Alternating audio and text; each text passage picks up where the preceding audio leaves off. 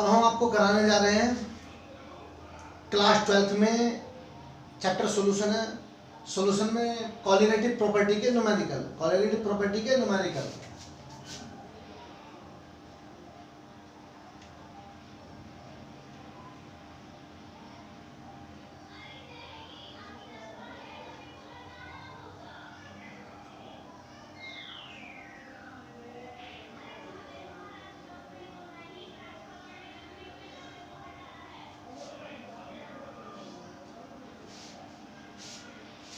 Clear?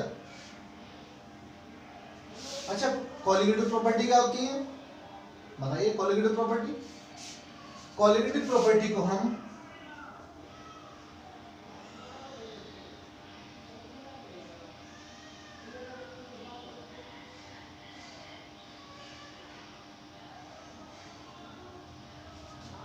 को CP से indicate करेंगे। किसे करेंगे? C for colligative, P for property.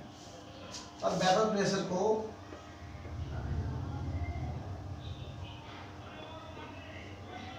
कई जगह BP, कई जगह पूरा भी लिख दिया। नोट्स में भी ऐसे मिलेगा आपको। वेपर प्रेशर को BP या वेपर प्रेशर, कोलिगेटिव प्रॉपर्टी को CP या कोलिगेटिव प्रॉपर्टी। अच्छा, सबसे पहला क्वेश्चन है कोलिगेटिव प्रॉपर्टी क्या है। ये सॉल्यूशन की प्रॉपर्टी है। सॉल्यूशन की कौन सी प्रॉपर्टी है? जो डिपेंड करती है only number of solute particle पर। इस पर डिपेंड करती है number of solute particle. Number of solute particle पर किस पर डिपेंड नहीं करती? नेचर ऑफ सॉल्यूट पार्टिकल पर। और सॉल्यूट किसमें? सॉल्वेंट और जीरो क्या बनाते हैं? सॉल्यूशन बनाते हैं। क्या बनाते हैं? सॉल्यूशन। कोलिगेटिव प्रॉपर्टी कितने टाइप की थी जी? फर्स्ट टाइप था कोलिगेटिव प्रॉपर्टी का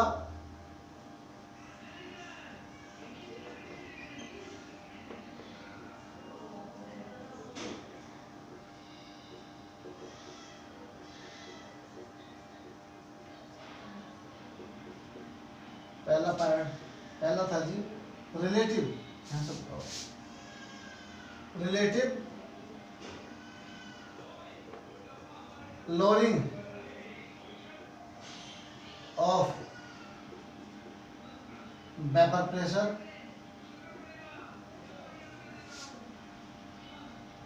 सेकेंड कोलिगेटिव प्रॉपर्टी थी जी, क्या थी? Osmotic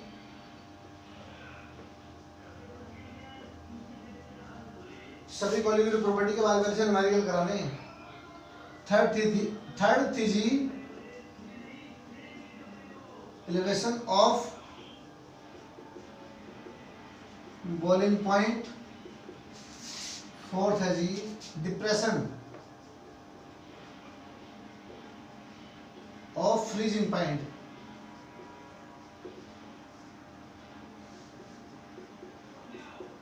depression of freezing point. इन चारों प्रॉपर्टी से या तो इनकी डेफिनेशन, इनसे रिलेटेड डेफिनेशन आती है कुछ ना कुछ, नहीं तो एक ना एक इनका न्यूमेरिकल जरूर आता है बोर्ड में। हर दूसरे साल इनके न्यूमेरिकल्स आते हैं। तो हम सबसे पहले पहली कोलिगेटिव प्रॉपर्टी देख रहे हैं, क्या? Relative lowering of vapour pressure. Relative lowering of vapour pressure क्या है जी? बारी बारी से रोज एक प्रॉपर्टी और उसके कुछ न्यूमेरिकल करेंगे। क्या था? Relative lowering of vapour pressure वाली कोलिगेटिव प्रॉपर्टी क्या है? इसका क्या मैथमेटिकल फॉर्म है? Mathematical form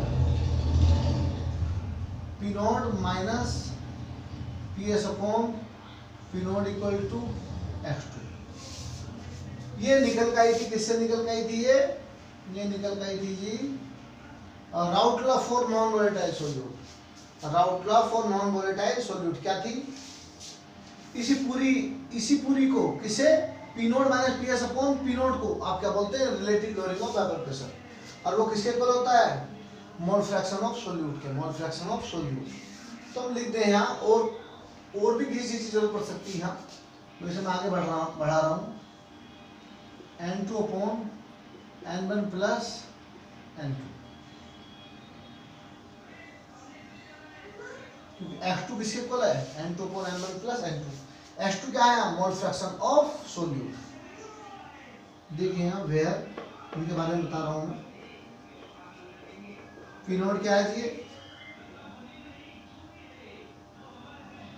vapour pressure of pure solvent. Sir PS क्या है? Vapour pressure of solution. Pure solvent का वेपर प्रेशर ऑलवेज ज्यादा होता है जब उसमें कोई नॉन वोलेटाइल सोल्यूट डाल दो। सॉल्वेंट में जैसे कोई सोल्यूट डाला क्या बनने लगा? सॉल्यूशन बन गया। तो सॉल्यूशन का वेपर प्रेशर कम हो जाता है। क्या हो जाता है? कम हो जाता है। तो सॉल्यूशन के वेपर प्रेशर को कॉमन में क्या बोलते हैं आप? Lowering of vapour pressure. Lowering of vapour pressure. तो यहाँ P note minus P S क्या है जी?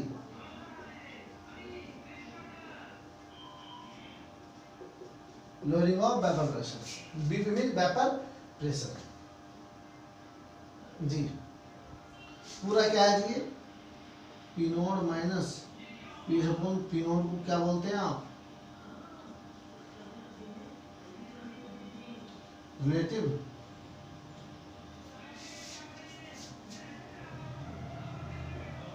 Lowering of vapour pressure. Relative lowering of vapour pressure क्या है जी? क्या करेंगे? लॉरिंग ऑफ वेपर प्रेशर को डिवाइड कर दिया किससे? Vapour pressure of pure solvent से। वो किसके खुद आया? Relative lowering of vapour pressure. इसी डेफिनेशन क्या बन सकती? The ratio of lowering of vapour pressure to the vapour pressure of pure solvent is called relative lowering of vapour pressure. और लॉरिंग ऑफ वेपर प्रेशर की definition क्या बन रही थी भाई? ज्यादा क्या था? सॉल्यूशन के वेपर प्रेशर के कम होने को, सॉल्यूशन के वेपर प्रेशर के कम होने को आप क्या बोलते हैं? Lowering of vapour pressure. जिसे किससे इंडिकेट करते हैं? P not minus P S. Clear? अब यहाँ ये N2 क्या है? ये अंडरलाइन कर दिया मैंने। X2 क्या है जी? ये मोल फ्रैक्शन ऑफ सोल्यूट। कहीं यहाँ आ सकता है H1 भी।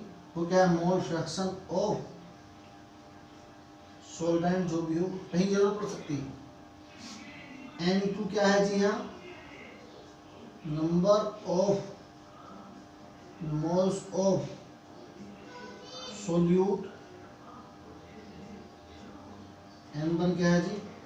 नंबर ऑफ मोल्स ऑफ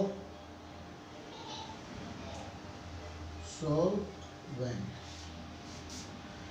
और ये किसके ऊपर होता? Number of mole mass upon molar mass के। मास अपॉन मोलर मास के वो भी देखते हैं बाद में। पहले स्टेप में न्यूमेरिकल कर सकते हैं। फिर मैं बता रहा हूँ इसे करते रहना साथ साथ। N क्या होता है? W upon M। सही है? तो N2 क्या होगा? W2 upon M2। N1 क्या होगा? W1 upon M1। ये वैल्यू देख सकते हैं। रख दे वैल्यू। देखो ये वैल्यूएशन पुट करिए N1 N2 कर दो। क्या? P not minus P S upon P nought equal to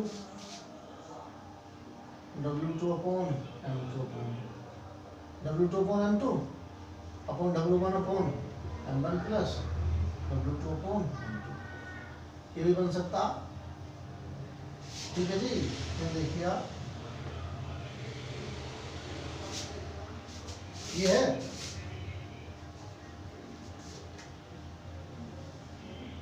अब देखिए इसी को हम इसी फॉर्मूले को फॉर डाइल्यूट सॉल्यूशन के लिए करने जा रहे हैं। किसके लिए करने जा रहे हैं? डाइल्यूट सॉल्यूशन के लिए। डाइल्यूट सॉल्यूशन मतलब सॉल्वेंट क्या है? वाटर। सॉल्वेंट क्या है? वाटर। हम ये मान लेते हैं कि सोल्यूट के बहुत कम पार्टिकल, सोल्यूट के बहुत कम मोल को, वेरी वेरी लिटिल अमाउंट को सॉल्वेंट में डिसॉल्व किया था। इसमें डिसॉल्व किया था सॉल्वेंट में। तो सॉल्यूशन में सोल्यूट के मोल क्या हुए? वेरी लिटिल, बहुत कम हुए। यस और नो? बहुत कम। तो सॉल्यूशन में किसके मोल ज्यादा मान लेते हैं आप? सॉल्वेंट के ज्यादा मान लेते हैं। किसे मान लेते हैं? सॉल्वेंट के। तो टोटल नंबर ऑफ मोल्स में से टोटल नंबर ऑफ मोल्स किसके इक्वल होते हैं? Number of mole of solute plus number of mole of solvent. और सोल्यूट का वेरी लिटिल अमाउंट है। क्या है? बहुत कम अमाउंट। तो इसमें से हम देखो फॉर्मूला ये है P note minus P S upon P nought equal to N2 upon N1 plus N2। ये था या N1 N2 बहुत कम है N1 से, N1 का अमाउंट बहुत कम है, N2 का अमाउंट बहुत कम है N1 से। दिख रहा है? तो इसे आप नेगलेक्ट कर देंगे, N2 के मोल को क्या कर देंगे नेगलेक्ट। तो किसके मोल कितने बचेंगे? P note minus P S upon P nought equal to N2 upon N1। ये डाइल्यूट सॉल्यूशन के लिए फॉर्मूला है, किसके लिए है? For dilute solution. इसके लिए डाइल्यूट सॉल्यूशन के लिए डाइल्यूट सॉल्यूशन है तो ये फॉर्मूला रखेंगे इसमें। इसका मॉडिफाइड फॉर्म क्या है? P note minus P S upon P nought equal to W2 upon M2 upon W1 upon M1। कुछ भी पूछ ले, 2 2 4 3 7 चीजें दे रखी, 6 देगा 5 देगा और बाकी चीज निकलवा लेगा, हो जाएगा ये। इसे कर लो, स्क्रीनशॉट लो, मैं एक न्यूमेरिकल कराने जा रहा हूँ, करा दो न्यूमेरिकल। इसे करो पहले। डाइल्यूट सॉल्यूशन के लिए ये वाला फॉर्मूला ये यूज होना है, ध्यान रखना। क्यों यूज होना? क्योंकि क्या करते हैं आप, सॉल्यूशन कैसे बनाते हैं? सॉल्यूट को सॉल्वेंट में डिसॉल्व करते हैं, क्या बनता है सॉल्यूशन? यस और नो? यस। और जब सॉल्यूट के बहुत कम मोल है, बहुत कम, वेरी लिटिल अमाउंट, तो सॉल्यूशन में क्या प्रेजेंट है? मेनली क्या मान लेंगे? सॉल्वेंट ही मान लेंगे। तो अब अपॉन में क्या आते हैं जब मोल फ्रैक्शन लिखते हैं? Total number of mole of all component. अब सॉल्यूट का वेरी लिटिल अमाउंट है तो आप N2 अपॉन N1 मानेंगे, N2 अपॉन N1, क्योंकि N2 क्या number of mole of solute, N1 क्या number of mole of solvent, number of mole of solvent. Clear?